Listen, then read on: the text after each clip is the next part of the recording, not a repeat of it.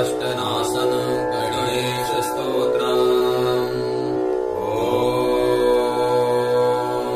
प्रणम्य शिरसा देवं गौरीपुत्रं विनायकं भक्तावासं स्मरे नित्यम् आयुष्कामार्थसिद्धये।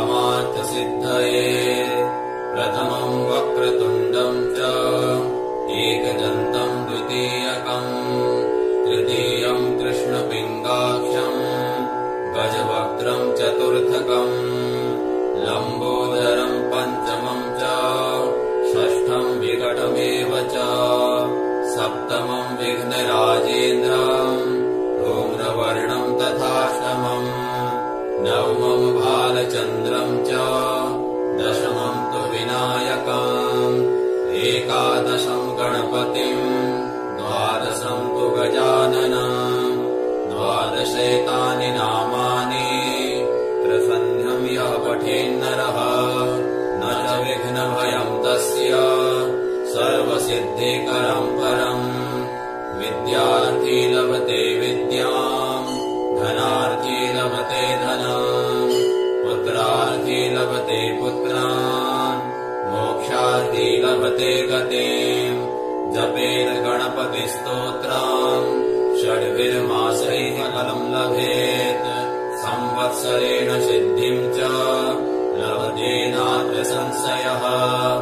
अष्टभ्यो ब्राह्मणेभ्यश्च लिखित्वा यः समर्पयेत् तस्य विद्या भवेत् सर्वा गणेशस्य प्रसादतः। प्रणम्य शिरसा देवं गौरीपुत्रं विनायकं भक्तावासं स्मरे नित्यम् आयुष्कामार्थसिद्धये। प्रथमं वक्रतुण्डं च एकदन्तं द्वितीयकम् तृतीयं कृष्णपिङ्गाक्षं गजवक्त्रं चतुर्थकम् लम्बोदरं पञ्चमं च षष्ठं विकटमेव च सप्तमं विघ्नराजेन्द्रं धूम्रवर्णं तथाष्टमम् नवमं भालचन्द्रं च दशमं तु विनायकम् एकादशं गणपतिं द्वादशं तु गजाननम् द्वादशैतानि नामानि त्रिसन्ध्यं यः पठेन्नरः न च विघ्नभयं तस्य सर्वसिद्धिकरं परम्। विद्यार्थी लभते विद्याम् धनार्थी लभते धनम् पुत्रार्थी लभते पुत्रान् मोक्षार्थी लभते गतिम्। जपेन गणपतिस्तोत्रम् षड्भिर्मासैः फलं लभेत् संवत्सरेण सिद्धिं च लभते नात्र संशयः। अष्टभ्यो ब्राह्मणेभ्यश्च लिखित्वा यः समर्पयेत् तस्य विद्या भवेत् सर्वा गणेशस्य प्रसादतः। प्रणम्य शिरसा देवं गौरीपुत्रं विनायकं भक्तावासं स्मरे नित्यम् आयुष्कामार्थसिद्धये।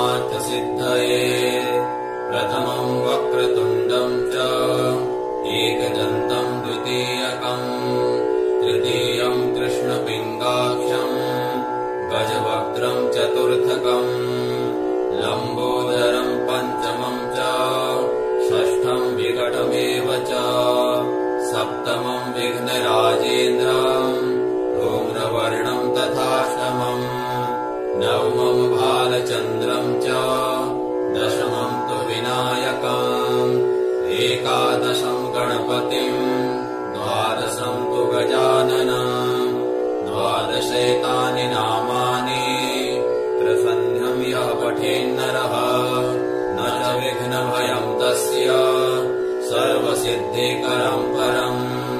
विद्यार्थी लभते विद्याम् धनार्थी लभते धनम् पुत्रार्थी लभते पुत्रान् मोक्षार्थी लभते गतिम्। जपेन गणपतिस्तोत्रम् षड्भिर्मासैः फलं लभेत् संवत्सरेण सिद्धिं च लभते नात्र संशयः। संशयः अष्टभ्यो ब्राह्मणेभ्यश्च लिखित्वा यः समर्पयेत् तस्य विद्या भवेत् सर्वा गणेशस्य प्रसादात्।